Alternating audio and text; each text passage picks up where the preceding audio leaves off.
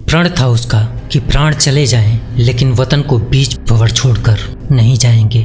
खून की उल्टियां की, असहनीय दर्द और पीड़ा से परेशान रहा, आंखों के सामने अंधेरा छाया, लेकिन फिर भी वह देश के लिए खेलता रहा और तब तक खेलता रहा जब तक उसने अपने देश को विश्व विजेता नहीं बना लिया।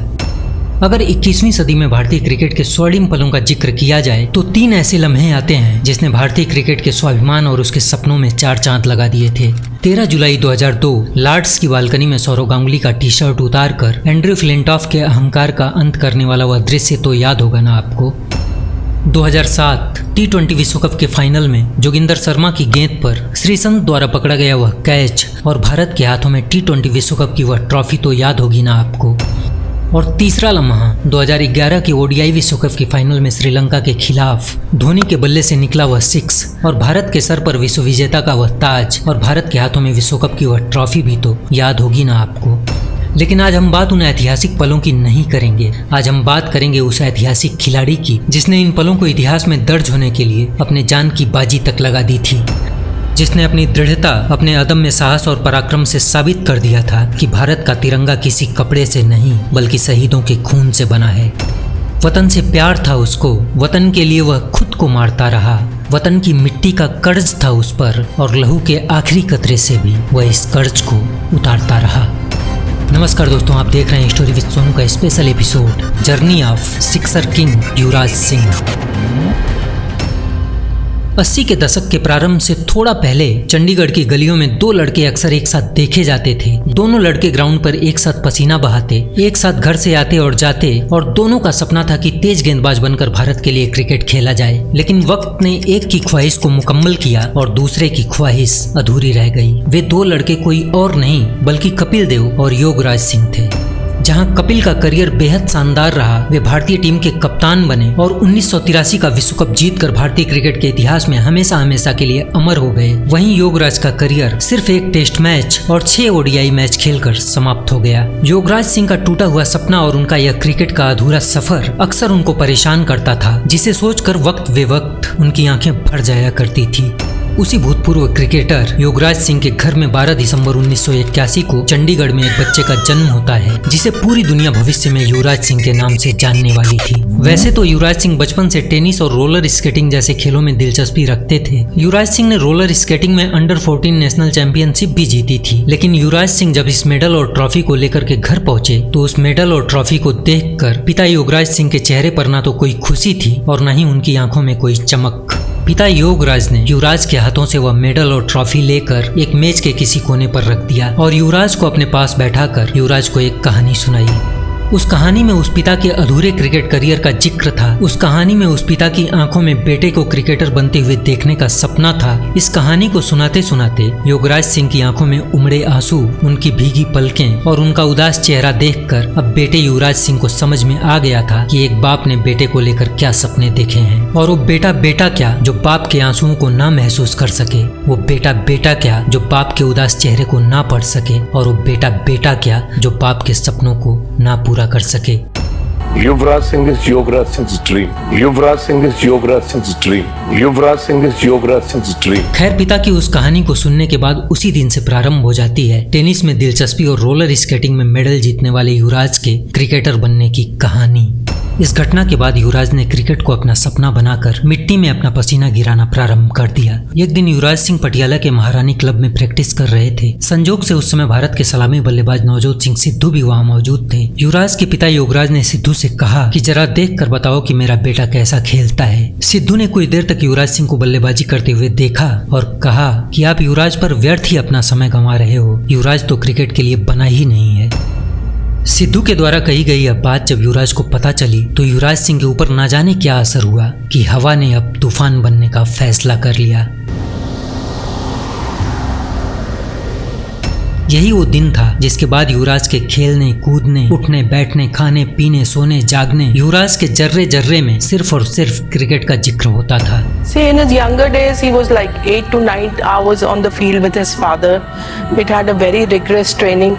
युवराज के इस अथक परिश्रम का परिणाम आप लोगों ने युवराज की फील्डिंग में देखा होगा कि अगर युवराज फील्ड के किसी भी कोने में खड़े होते थे तो दुनिया के किसी भी बल्लेबाज की क्या मजाल जो उस चीते के सामने से एक रन भी चुरा ले। खैर, युवराज की मेहनत दिन प्रतिदिन रंग लाई और अंडर 14, अंडर 16, प्रथम श्रेणी कूच बिहार और रणजी के रण से निकलकर चंडीगढ़ का वह युवराज साल 2000 में हो रहे अंडर 19 विश्व कप के लिए सिलेक्ट कर लिए गए। मोहम्मद कैफ की कप्तानी में खेले गए इस विश्व कप में युवराज ने गेंद और बल्ले से खूब धूम मचाया। युवराज ने इस विश्व कप में 7 इनिंग में बल्लेबाजी करते हुए 103 के स्ट्राइक रेट और लगभग 34 के औसत से कुल 209 रन बनाए और गेंदबाजी करते हुए 12 विकेट चटका डाले। युवराज के इस हरफन मौला खेल के कारण युवराज को प्लेयर ऑफ द टूर्नामेंट के खिताब से नवाजा गया। भारत ने श्रीलंका को पराजित करके साल 2000 का यह अंडर 19 विश्व कप अपने नाम किया। युवराज सिंह के इस परफॉर्मेंस ने भारतीय सेलेक्टर्स का दरवाजा सिर्फ खटखटाया ही नहीं था बल्कि उस दरवाजे को तोड़कर रख दिया था। लिहाजा मात्र 19 साल की उम्र में इस युवा युवराज को भारत की तरफ से खेलने का मौका मिल गया।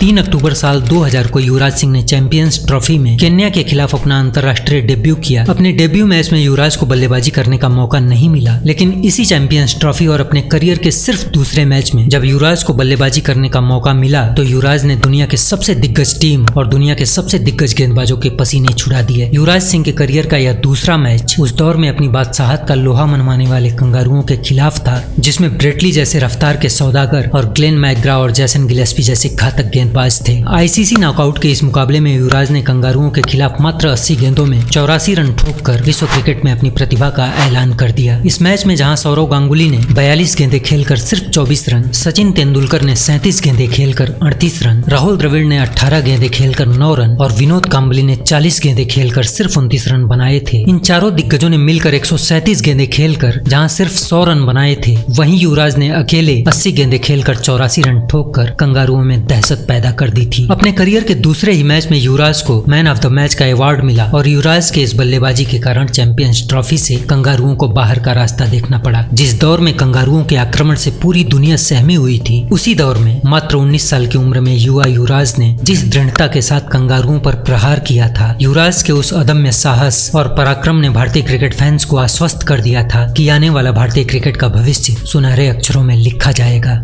और 13 जुलाई 2002 को एक ऐसी घटना घटी जिसने युवराज सिंह को भारतीय क्रिकेट का ध्रुव तारा बना दिया। नेटवेस्ट सीरीज के फाइनल मुकाबले में इंग्लैंड के खिलाफ 326 रनों के लक्ष्य का पीछा करते समय जब भारत ने 24 ओवर खत्म होते होते महज 146 रन के स्कोर पर सचिन, सौरव, द्रविड़, वीरेंद्र सहवाग और दिनेश मोंगिया का विकेट गवा दिया, भारत को अब सिर्फ 156 गेंदों में 180 रनों की जरूरत थी। भारत बिल्कुल हार की दहलीज पर खड़ा हो चुका था, क्योंकि उस दौर में 156 गेंदों में 180 रन बना पाना चांद से सूरज जैसे प्रकाश की कल्पना के अलावा और कुछ भी नहीं था। इस मैच में भारत के त्रिदेव सहित भारत के टॉप ऑर्डर के 5 बल्लेबाजों के पवेलियन जाने के बाद संपूर्ण विश्व भारत की पराजय का इंतजार कर रहा था। नाउम्मीद भारत के लाखों करोड़ टीवी सेट्स भारत की हार को नजदीक देखकर एक एक करके अब बंद होने लगे थे। अब नाउम्मीद भारत की तरफ से सिर्फ वही लोग इस मैच को देख रहे थे जिन्हें अपने युवराज पर भरोसा था। और इस बेहद गंभीर परिस्थिति में स्थिति को संभालते हुए युवराज ने 63 गेंदों पर 69 रनों की एक शानदार पारी खेलकर भारत को जीत के नजदीक पहुंचा दिया और मोहम्मद कैफ ने 75 गेंदों में 87 रन बनाकर भारत को जीत की दहलीज पार करवा दी। इन दोनों बल्लेबाजों ने मिलकर उस दौर में 326 रनों के पहाड़ जैसे लक्ष्य को ध्वस्त करके भारत का तिरंगा और भारत की विजय पताका लॉर्ड्स के उस मैदान में लहरा दिया। He runs down towards long on to celebrate. England can't believe it. Attention's relieved in the Indian dressing room now. They've played the best cricket in this series. It's Ganguly with his shirt off, Flintoff style this time. India have won the NatWest Series final by 2 wickets here at Lord's in one of the most incredible one-day matches the country has ever seen. अपने इस अद्भुत पराक्रम की बदौलत भारत के दोनों बल्लेबाज भारतीय क्रिकेट में हमेशा हमेशा के लिए अमर हो गए। युवराज सिंह और मोहम्मद कैफ का यह पराक्रम इतिहास में इसलिए भी याद किया जाता है और याद किया जाता रहेगा क्योंकि जैसे ही भारत ने विजय हासिल की, वैसे ही दादा ने लॉर्ड्स की बालकनी में अपना टी शर्ट उतार कर हवा में लहराना प्रारंभ कर दिया। वानखेड़े में किए गए एंड्रू फ्लिंटॉफ की उस बदतमीजी और अहंकार का बदला सौरव गांगुली ने बिल्कुल उसी अंदाज में ले लिया था और भारत के लिए यह गर्व और गौरव का पल युवराज और कैफ की बल्लेबाजी की बदौलत संभव हो पाया था। यही वह घटना थी जिसके बाद युवराज सिंह को भारतीय टीम की रीढ़ और टीम इंडिया का संकट मोचक कहा जाने लगा था। भारत का यह बेटा भारतीय टीम के मध्य क्रम में विश्वास का वह स्तंभ बनकर खड़ा हो गया था कि अब भारत को सचिन, सौरव और द्रविड़ के जल्दी आउट हो जाने का गम नहीं होता था, क्योंकि इन त्रिदेव के जाने के बाद विपक्षियों को युवराज नाम की उस चट्टान को तोड़ना होता था जिस चट्टान को तोड़ते तोड़ते बड़े बड़े सूरमाओं की सांसें फूल जाती थी। साल 2007 में वनडे विश्व कप में भारत की शर्मनाक हार के बाद सचिन तेंदुलकर, सौरव गांगुली और राहुल द्रविड़ जैसे सीनियर खिलाड़ियों ने इसी साल होने वाले T20 विश्व कप से अपना नाम वापस ले लिया। लिहाजा अब T20 वर्ल्ड कप में भारतीय क्रिकेट फैंस के लिए कोई खास उत्साह नहीं बचा था। महेंद्र सिंह धोनी की कप्तानी में एक नई नवेली टीम इंडिया को इस पहले T20 विश्व कप के लिए साउथ अफ्रीका भेजा गया। इसके बाद 2007 के T20 विश्व कप में युवराज ने जो किया उसे देखकर पूरा विश्व क्रिकेट युवराज सिंह का कायल हो गया। इंग्लैंड के खिलाफ युवराज ने स्टुअर्ट ब्राड के एक ओवर में सभी 6 गेंदों पर 6 छक्के लगाकर हर्षल गिब्स के बाद ऐसा कारनामा करने वाले विश्व क्रिकेट के दूसरे बल्लेबाज बन गए। 6 sixes in an over. Yuvraj Singh finishes things off in style. इस मैच में युवराज सिंह ने सिर्फ 16 गेंदों में 58 रन ठोककर इंग्लैंड को तहस नहस कर दिया और युवराज की इस पारी की बदौलत भारत ने अंग्रेजों को 18 रन से पराजित करके इस विश्व कप में अपना आगे का सफर जारी रखा। युवराज की यही वो पारी थी जिसने भारतीय क्रिकेट फैंस को 2007 ओडीआई विश्व कप की शर्मनाक पराजय के सदमे से बाहर लाकर उनके चेहरे पर मुस्कान ला दी थी और भारतीय क्रिकेट फैंस को भरोसा दे दिया था कि ओडीआई विश्व कप ना सही लेकिन T20 विश्व कप की उम्मीदें अभी जिंदा हैं। युवराज ने इस विश्व कप में अपने शानदार फॉर्म को जारी रखते हुए सेमीफाइनल में कंगारुओं के खिलाफ सिर्फ 30 गेंदें खेलकर 70 रन ठोककर कंगारुओं को इस विश्व कप से बाहर का रास्ता दिखाया। इस पूरे विश्व कप में युवराज के साहस और पराक्रम की बदौलत 2007 का T20 वर्ल्ड कप भारत ने फाइनल में पाकिस्तान को पराजित करके अपने नाम किया और साल 2011 के ओडीआई विश्व कप में युवराज ने भारत को विश्व कप दिलवाने के लिए, भारत को विश्व विजेता बनाने के लिए अपने रगों में दौड़ते हुए लहू के एक एक कतरे को अपने भारत और उसके तिरंगे के सम्मान के लिए न्यौछावर कर दिया। 2011 के इस विश्व कप में युवराज की वेस्टइंडीज के खिलाफ वो पारी भला कौन भूल सकता है जिसमें कैंसर से लड़ते हुए युवराज ने 113 रनों की विध्वंसक पारी खेली। जिस मैच के दौरान युवराज की आंखों के सामने अंधेरा छाता रहा। युवराज बार बार अपने सीने में उठ रहे दर्द से तड़पते हुए जमीन पर बैठते रहे, खून की उल्टियां करते रहे, लेकिन फिर भी युवराज भारत के लिए खेलते रहे क्योंकि युवराज ने इस विश्व कप को अपने जीवन से ज्यादा अहमियत दे दी थी। युवराज बिना कोई चेकअप करवाए, बिना कोई मेडिसिन लिए इस दर्द और इस जानलेवा बीमारी को अपने सीने में पालते रहे और भारत के लिए खेलते रहे। इस विश्व कप के सेकंड क्वार्टर फाइनल में युवराज ने गौतम गंभीर के साथ मिलकर अजेय और अपराजेय कंगारुओं के हार की काव्यात्मक पटकथा लिखी और कंगारुओं को इस विश्व कप से बाहर का रास्ता दिखाकर भारत की राह आसान कर दी। And it's an emphatic win for India. Yuvraj Singh finishes things it off and India into the semi-final of the World Cup. Australia out of the competition. क्योंकि इस विश्व कप में कंगारू ही भारत की राह का सबसे बड़ा रोड़ा थे। 2011 के इस विश्व कप में युवराज ने लगभग 91 की औसत से कुल 326 रन बनाए और गेंदबाजी करते हुए कुल 15 विकेट लेकर इस विश्व कप में प्लेयर ऑफ द टूर्नामेंट का खिताब जीता। युवराज सिंह इस विश्व कप में भारत की तरफ से अकेले 4 बार मैन ऑफ द मैच चुने गए। इस विश्व कप में युवराज सिंह की भूमिका का अंदाजा आप इस बात से भी लगा सकते हैं कि युवराज ने बल्लेबाजी करते हुए एबी डिविलियर्स से ज्यादा रन बनाए थे और गेंदबाजी करते हुए डेल स्टेन से ज्यादा विकेट लिए थे। मतलब साफ है कि विश्व क्रिकेट के इन 2 महान खिलाड़ियों से बेहतर अपने युवराज अकेले खेल रहे थे और वो भी कैंसर जैसी जानलेवा बीमारी, दर्द और असहनीय पीड़ा के बावजूद। जी, भारत ने अब तक 2 वर्ल्ड कप जीते हैं। एक 2007 में T20 वर्ल्ड कप जीता था, फिर 2011 में। और युवी को मैं जब मिलता हूँ मैं हमेशा यही बोलता हूँ कि तेरी वजह से हम वर्ल्ड चैंपियन हैं। शायद 2 वर्ल्ड कप अगर किसी ने जिताए हों वो युवराज सिंह थे।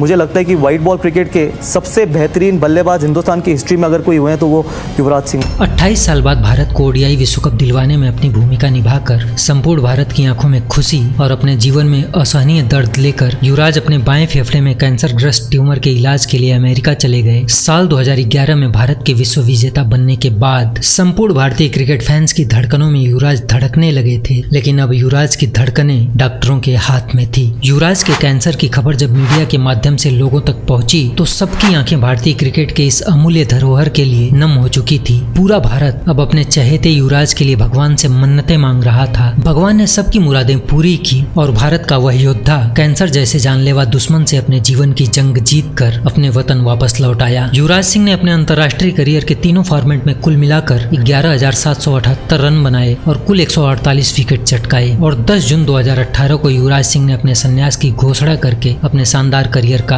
अंत कर दिया। नेटवेस्ट सीरीज की वह गौरवमयी जीत, 2007 के T20 विश्व कप की वह ट्रॉफी और 28 साल के लंबे इंतजार के बाद भारत को विश्व विजेता बनाने में युवराज, आपके त्याग और आपकी तपस्या को यह देश और इस देश की आने वाली पीढ़ियां सदा सर्वदा के लिए याद रखेंगी।